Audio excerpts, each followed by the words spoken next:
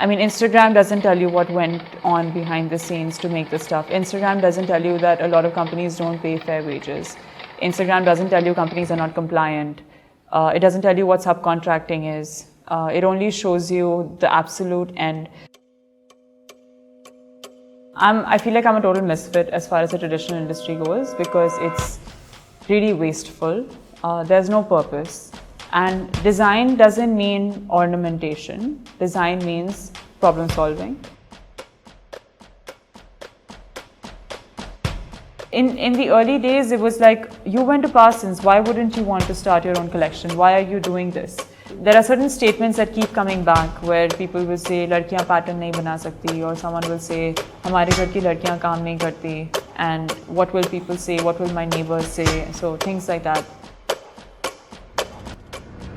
Even though I studied design in the US, my upbringing was very much ingrained in working in NGOs in Delhi. So I saw the problem way before I even went to study. So the moment the solution hit me at Parsons, I knew what I had to do.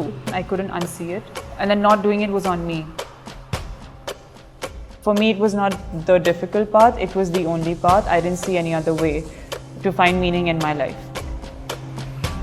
One thing I heard on a daily basis was that you're wasting your time, you're wasting your money. People were just waiting on the bylines until I hired someone from the industry instead of the girls. And I was like, I am not going to do that. And we lost a lot of time, we lost a lot of money, but it was a non-negotiable. It made the struggle worthwhile.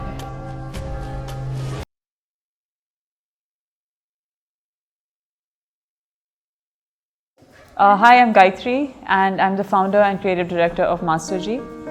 Masterg is a social enterprise. We have a design and skill development ecosystem. We train women in design, pattern making and sewing, which are the cornerstones of the fashion industry. Pattern making is the step before cutting the fabric, where you cut a paper pattern, a paper stencil, you can say, in a way, that helps you cut the fabric accurately, because you're going into 3D, but before that you need to make it in 2D, so you're cutting correctly. A Masterg or a pattern maker is always a man. The fathers teach the sons, teach the younger brothers, and somehow along this cycle of passing down the knowledge, the sisters or the daughters are missed out. And I realized that if I as a woman can be a pattern maker, which I became, something went off in my mind to say, we don't have this in India, and why is that? And that kind of became the question that I started to build my life around. I went to Babson College and I studied business. I think there were some core skills that I learned that I use in my business today. As a designer, you don't just design. It's a small part of what I do, but it's also one of the most gratifying parts, right? In a small team, you're going to find yourself doing everything. Right now, in a day, I would be at the studio. We're making samples right now for our new collections. I would be outside on the shop floor, just checking to see if what we designed is actually turning out the way we imagined. You have to source the fabric, you have to do lab tests to make sure the fabric is fine. There's marketing, sales.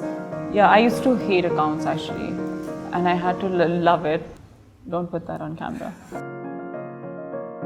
So Heimat is our women's wear, contemporary women's wear collection, which we are now looking to launch. Heimat is really a creation of that desire to create spaces, safe spaces where women can really express themselves and be who they want to be, and whatever that is. So when you look at the product, it's a culmination of all of those efforts and feelings and conversations. Every time this product is sold, it fuels this entire ecosystem. It takes so many people to make something successful. It's really important to value your team and have the people around you who believe in the vision. What came in the way of me getting to know myself sooner was my formal education. And once I was done with all my formal education, that's when I started to learn about myself. What is it that keeps me up at night? What is it that I love? What is it that I don't mind spending my life doing? And that's when I found it. I am a product of Parsons, and I know how many doors it opened for me. So to say now where I am and say, oh, you don't need a design education is unfair.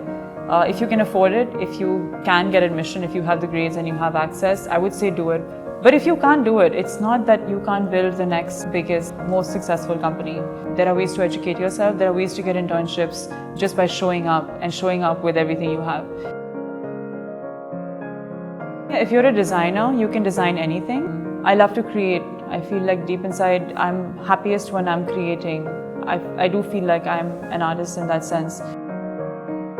It's going to take a bunch of really strong-willed people to push back, the way that we're pushing back. It takes a really persistent person.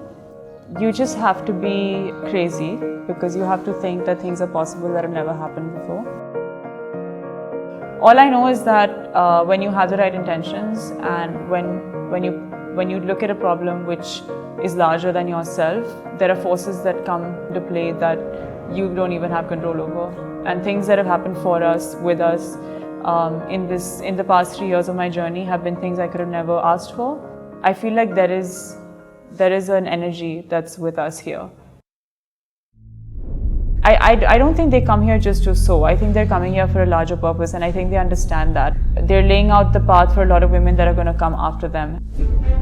My main job is creating hope. I think I come to work every day to create hope, not necessarily just to create garments. I always wanted to study fashion. I knew that when I was 10. Be sensitive to what your inner voice is telling you. Listen to it. It means something. You just need to chase that for years with all your might, with everything you have. I didn't listen to my 10-year-old self. It doesn't mean I didn't find my path. I eventually got where I was supposed to be. I think you can find what you love and build a life around it.